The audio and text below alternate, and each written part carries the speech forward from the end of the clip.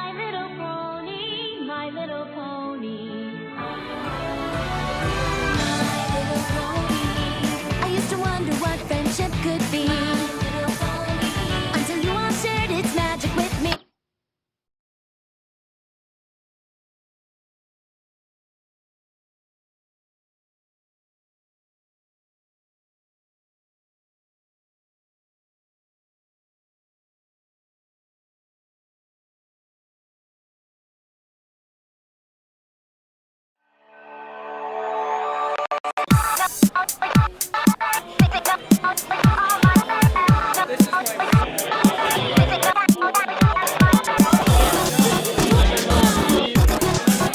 All right, 3, 2, 1, hope this works.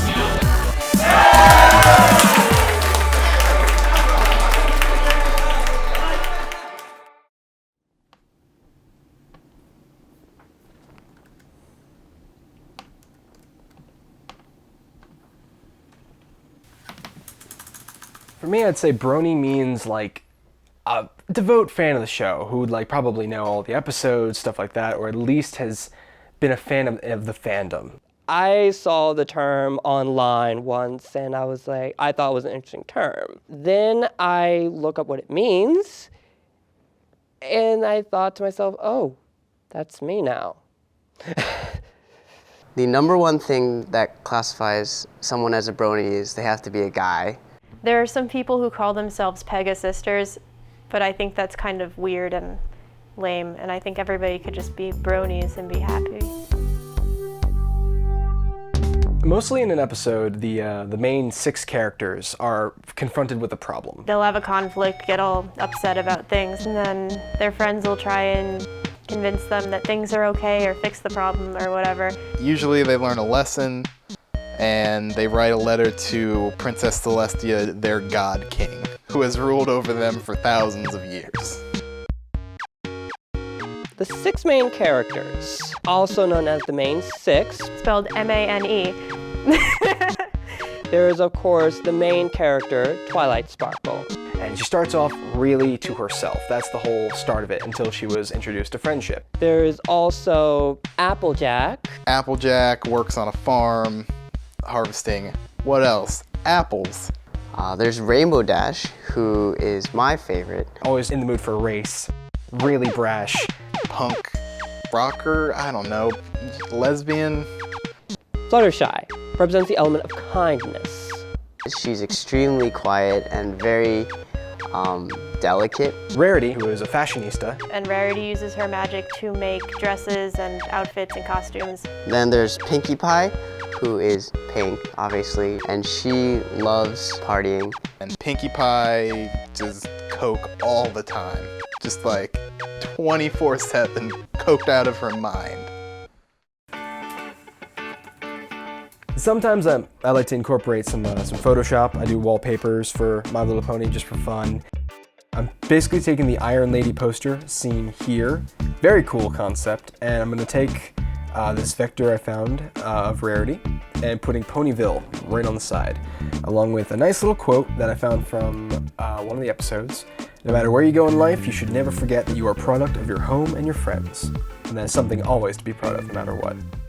One day, I was taking a long drive through the Garden State Parkway with a friend of mine. And he says to me, looks over and says, dude, you gotta check out this show, My Little Pony. And I'm like, wait, let me hear this again. You mean My Little Pony, you know, with the ponies and everything? We're not getting mixed up here? I kind of let it slip out of my mind for a little bit. And then a boring summer day rolls around. I'm like, all right, here goes nothing. I'm not doing anything right now. Let's do it. 3 hours later, I've seen like half the season, and I'm like, oh, this is, how am I gonna tell everyone about this? But it caught my eye. It's like the animation was fantastic. It wasn't about really frou-frou-y, girly things. It was slapstick comedy, and it was gender neutral, to say the least. And there you have it. Something fun, something interesting, and a good message. It's the colors and the name that always make people go, whoa, whoa, hold on. This is a girl's show. But once you sit down and watch it, it's just like, you can't help but watch more. I don't really know how to describe it, but a lot of people can watch it. It's not just like watching Blue's Clues or something. There are a lot of people who are our age and older who need to learn these lessons, as sad as that is. I guess a lot of people are like, yeah, girls can watch kid shows or ponies because they're totally kids. Guy friends I have are like, oh, you're watching My Little Pony, and I'm like, guys watch it too, and they're like, well, they're not manly enough. And I think that's really stupid, because what you like isn't an indicator of how manly you are or anything. And I think people can like what they want to like. I never grew up with any of the pony merchandise or the shows, and I never really knew about it really until now. This is stuffed Pinkie Pie. I got this for my birthday. And then I have an activity book. You've got Pinkie Pie and Fluttershy and Rainbow Dash in here. I have a My Little Pony calendar. Currently February is Princess Celestia. I don't have a lot of pony stuff though, because I disagree with a lot of it. Sometimes they would come with weird things. I think there was one where Rainbow Dash had a saddle. They had other ones where Fluttershy was driving a car. Hasbro really doesn't do toys well. I don't know what they're thinking.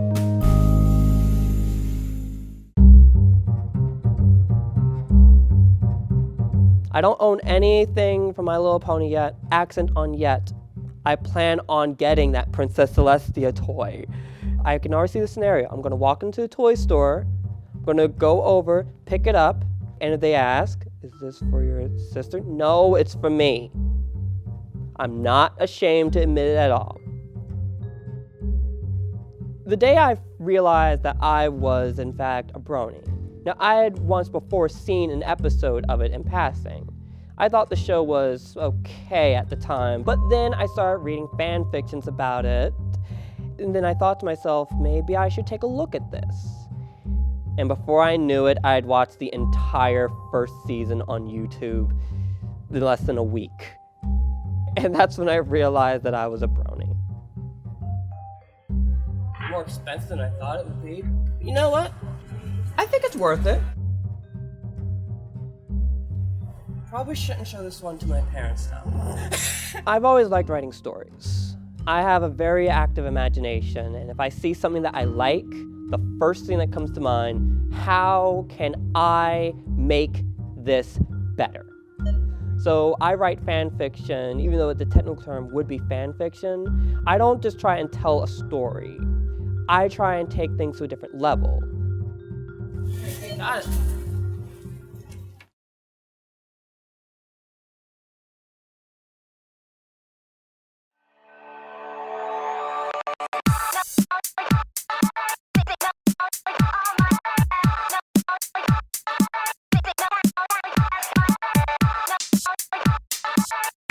Well, I'm Oliver, and I came here because my friend Connor, who you've probably had the displeasure of meeting already, dragged me here today against my will.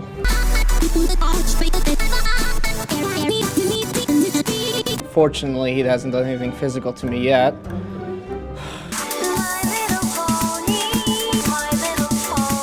Some people, they act so weird. It's like you think it's the first time they were let out of the basement or something, you know? They're so hyper. They act like, you know, they've never met another person before or something, you know? They probably haven't.